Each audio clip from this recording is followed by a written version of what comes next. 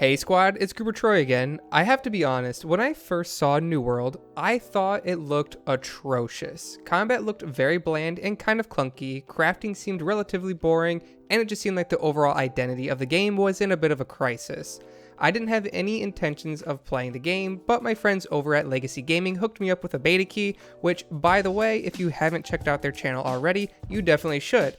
There are a couple awesome guys with some awesome content, and I've linked their channel in the description below, so thank you very much, Kodiak and Livid. After spending nearly 20 hours in the beta, which I would definitely play more, but I don't want to burn myself out on the game quite yet, I wanted to give my first thoughts and impressions because, well, frankly, I was wrong to think the game was bad.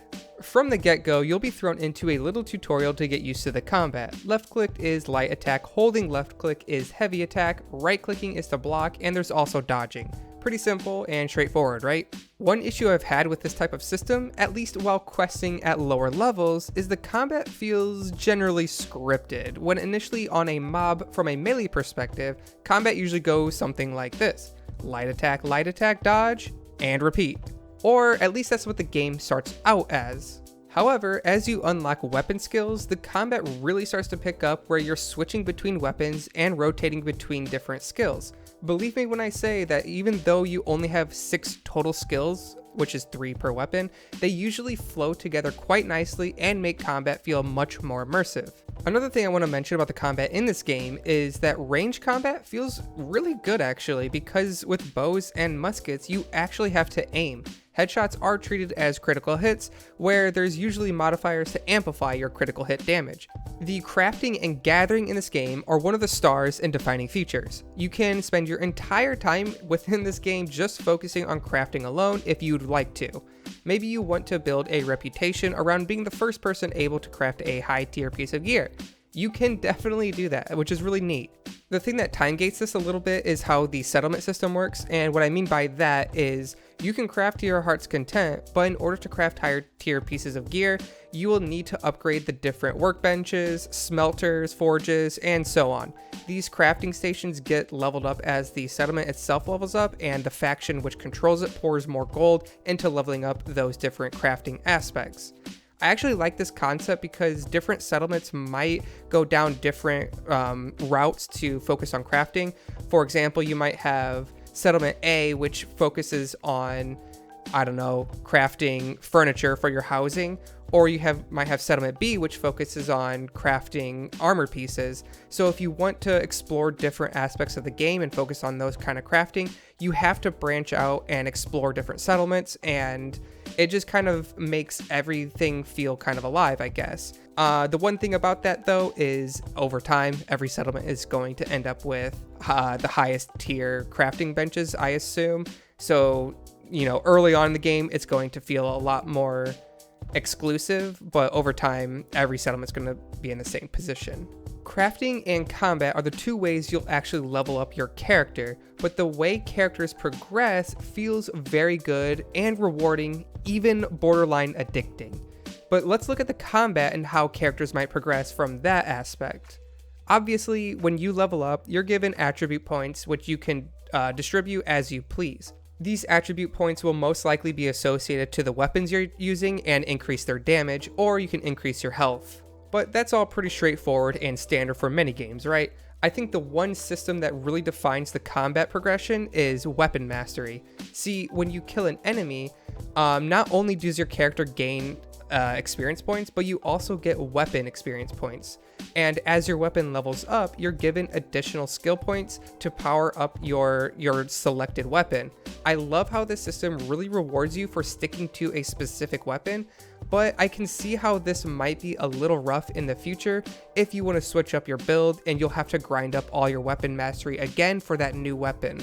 As far as gear progression goes, not only will your gear give you bonus attributes, but it also influences different weapon skills. This gives you some incentive to grind for pieces with the right stats and skill bonuses which apply to your weapons. I'm not totally in love with that, but I also don't quite hate it because it can kind of further amplify your build, and it's kind of interesting to grind for. It just might take a lot of time depending on how things are gated. But later in the game, it might actually be easy to buy these pieces of gear with these special abilities because people can craft it perhaps. As far as crafting and trade skill progression goes, every time you perform some sort of trade skill, whether that be mining a rock or skinning a wolf or something like that, you gain experience points based on that specific trade skill or life skill. And as you level up, it further unlocks additional material types that you can gather, which in turn can be turned into higher level pieces of gear or furniture or whatever it is. And it just kind of follows that basic MMO life skill progression.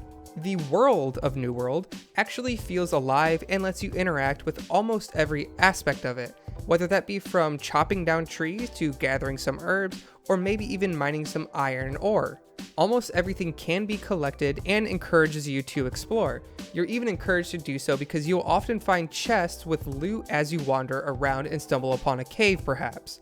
I can't tell you how often I went from traversing the map trying to reach a quest objective only to get sidetracked hunting down some crafting materials or fighting some bears. It actually feels really good to be in a living world where you can interact with almost everything.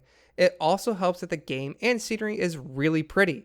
I will say one aspect I find a little rough is the fact that the game can sometimes end up feeling like a running simulator. I hope later into the game's lifespan there is an easier method of traversing besides just fast travel. And speaking of fast travel, I wouldn't be surprised if there's some sort of fast travel currency in the shop, which I guess is okay, but I just really hate it. Many people probably won't care about this, but I like the audio of the game. As you run around in the world, you will often hear the sound of people chopping down trees, the sound of people mining ore, and even gunshots as people engage in combat with their muskets. I think having great audio really helps the player get immersed within the world, and it's very well done. The last bit I want to talk about is the community of this game and who might enjoy it. First off, I think the endgame PvE looks a little dull, and from what I've seen, most fights just look like tank and spanks where you're just spamming your attacks on the boss without much interaction. Perhaps I'm wrong, but hey, that's the impression I got. I do, however, think the PvP within this game has a lot of potential. It might just be the golden age where there's not really a meta yet and people are just trying out a bunch of different builds, but the variation is really cool to see. The combos you can use to crowd control players and burst them down will be interesting to see. Overall though, I think this game will appeal to players with an interest in hardcore PvP who want to focus on making the best guild or company, and just like players who just want to play casually and maybe just log in and farm some materials and craft some goods, and then obviously a casual PvE content players. But that's kind of where I see this game going. The last bit of the community that I think is important to call out is the fact that this game has proximity chat, and I think this can create some interesting and goofy moments, which I think will be hilarious and I can't wait to see. Overall, I think this game will really appeal to content creators, and it's kind of what the game feels like it's catered towards. So I expect to see a bunch of interesting random shenanigans happening, which I think is going to be a great time for everyone involved. But those are my first impressions of the game, and like I said earlier, I really didn't think this game looked like anything special. However, after spending some time in it, the systems grew on me. I find myself wanting to log in more and more and cut down some random trees and level up my great axe. There are certainly aspects of the game that are a little bit concerning, such as server stability, but overall I think the game has a pretty solid foundation right now, and I'm interested in seeing what the game will look like on release because I've changed my mind from skipping this game to actually picking it up at launch. But this was Goober Troy from Squad Up Games, and I'd love to hear your thoughts on this game and my initial review, but I want to remind everyone to squad up and have fun.